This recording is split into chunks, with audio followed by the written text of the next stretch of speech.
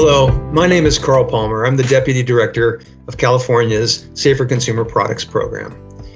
We hope you can join us for our upcoming quarterly forum and learn about our Safer Consumer Products Program and our mission, which is really to protect Californians from hazardous chemicals found in consumer products. At this time, we've put out our 2021-2023 Priority Products Work Plan.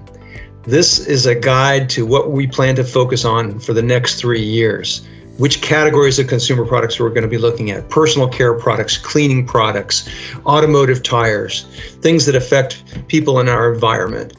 We'd really like your input on that draft plan. So if you go to our website, you can see our draft plan and you can provide us comment, and we'll soon be announcing when we have a public workshop that you can participate in if you'd like to give us input about our direction for the next 3 years. If you want to learn more about the Safer Consumer Products Program, please register today for our quarterly public forum meeting on February 18th using the provided link. Thank you and hope to see you there.